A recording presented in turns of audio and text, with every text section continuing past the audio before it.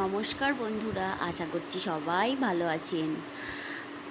আজকে সবাইকে জানাই শুভ দোল পূর্ণিমার শুভেচ্ছা।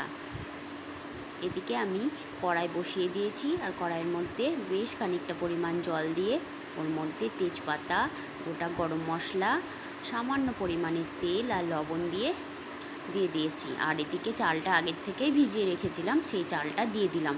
এদিকে ভাতটা আমি বানিয়ে নিলাম, ভাতটা সাইড করে ফ্যান ঝরতে দিয়ে রেখে দিলাম। আর এদিকে কড়াইয়ের মধ্যে দিয়ে দেব সামান্য পরিমাণে তেল। তেলটা গরম হয়ে গেলে ওর মধ্যে দিয়ে দেব বেশ কিছুটা কাঁচা লঙ্কা কুচোনো, আর তার সাথে দিয়ে দেব কুচোনো রসুন। কাঁচা লঙ্কা রসুনটা একটু লাল লাল করে ভেজে নেব।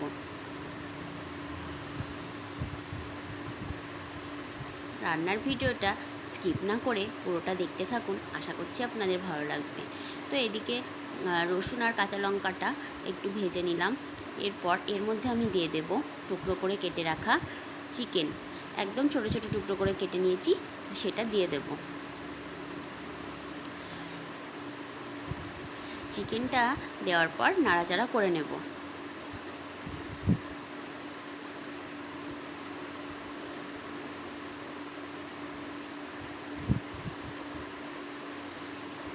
আর চিকেনের মধ্যে দিয়ে দেব সামান্য পরিমাণে লবণ। ভালোভাবে চিকেনটাকে ভেজে নেব।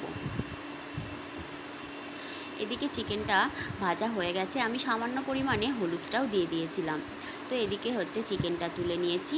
আবারও কড়াইয়ের মধ্যে দিয়ে দেব সামান্য পরিমাণে তেল। তেলটা দেওয়ার পর ওর মধ্যেই আমি দিয়ে দেব, আমি এখানে 3টে ডিম ভেঙে নিয়েছি, সেটা দিয়ে দিলাম। এরপর ডিমটাকে ভালো মতো ভেজে নেব, ঝুরি করে নেব। আর দিয়ে দেব সামান্য পরিমাণে লবণ। এইভাবে আমি ডিমটাকে ঝুরি বানিয়ে নেব। এদিকে হয়ে গেছে ডিমটা ঝুরি বানানো, নামিয়ে নিয়েছি। আবারও আমি কিছুটা পরিমাণ তেল দিয়ে দিলাম, আর তেলের সঙ্গে সঙ্গে দিয়ে দেব কিছুটা পরিমাণ ঘি। তেল আর ঘি গরম হয়ে গেলে ওর মধ্যে তেজপাতা আর গোটা গরম মশলা দিয়ে দেব। একটু ফোড়নটা আমি ভেজে নেব। তারপর এর মধ্যে দিয়ে দেব ফুলকপি, বিনস, গাজর, ক্যাপসিকাম। সবার ফার্স্টে দেব গাজর, এরপর আমি বিনসগুলোও দিয়ে দেব। এখানে আমি আলাদা আলাদা করে কোনো কিছুই ভেজে নিচ্ছি না, একসাথেই ভেজে নেব। আর দিয়ে দেব ফুলকপি। গাজর, বিনস আর ফুলকপিটা কিছুক্ষণ আমি ভেজে নেওয়ার পরে ক্যাপসিকামটা দেব। তো এদিকে হচ্ছে সমস্ত দিয়ে দেওয়ার পর কিছুটা পরিমাণ লবণও দিয়ে দিচ্ছি। লবণটা দেওয়ার পর আবারও ভালোভাবে নাড়াচাড়া করে অনেকটাই ভাজা হয়ে গেছে। এই অবস্থাতে আমি দিয়ে দেব ক্যাপসিকামটা আমি একটু পরেই দিচ্ছি।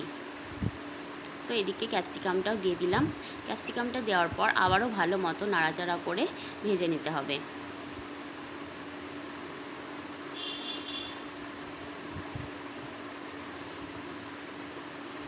তো এদিকে হচ্ছে ভাজা হয়ে গেছে, এদিকে আমি সাইড করে দেব, মাঝখানে ফাঁকা করে দেব। এরপর আমি ওর মধ্যে দিয়ে দেব কিশমিশ আর কাজু বাদাম। কিশমিশ আর কাজু বাদামটা দেওয়ার পর আবারও ভালোভাবে নাড়াচাড়া করে নিয়ে ভেজে নেব। আপনারা চাইলে এটাকে আলাদাভাবেও ভেজে নিতে পারেন, একসাথে না ভেজে। তো এদিকে ভালো মতো নাড়াচাড়া করা হয়ে গেছে আর সমস্ত কিছু ভাজা হয়ে গেছে। এরপর আমি ওর মধ্যে ভাতটা দিয়ে দেব, যেটা আমি আগের থেকে বানিয়ে রেখেছিলাম। সমস্ত দিয়ে দিয়েছি, এরপর ভালোভাবে নাড়াচাড়া করে নেব। মিক্সড ফ্রায়েড রাইস কিন্তু এভাবেও খুব ভালো লাগে খেতে। এই পদ্ধতিতে বানিয়ে একবার দেখতে পারেন, খুব প্রচণ্ড ভালো হয় খেতে। দিয়ে দেব পরিমাণ মতো চিনি। চিনিটা আপনারা আপনাদের স্বাদ মতো দেবেন। এরপর আমি দিয়ে দেব ডিম, যে ডিমটা আমি আগের থেকেই ঝুরি করে রেখেছিলাম। যে ডিমটা আমি আগের থেকেই ভেজে রেখেছিলাম। আর দিয়ে দেব চিকেনগুলো, যেটা আমি আগের থেকেই চিকেনটা ফ্রাই করে রেখেছিলাম। এবার ভালো মতো মিশিয়ে নেব, ভালো মতো মিশিয়ে নিতে হবে। দেখতে কিন্তু খুব সুন্দর হয়েছে, একদম দারুণ হয়েছে। আমার রান্নার ভিডিও যদি আপনাদের ভালো লাগে থাকে, প্লিজ একটা লাভ, লাইক, শেয়ার অ্যান্ড কমেন্ট করার অনুরোধ হলো। এইভাবে বানিয়ে ফেলুন মিক্সড ফ্রাইড রাইস।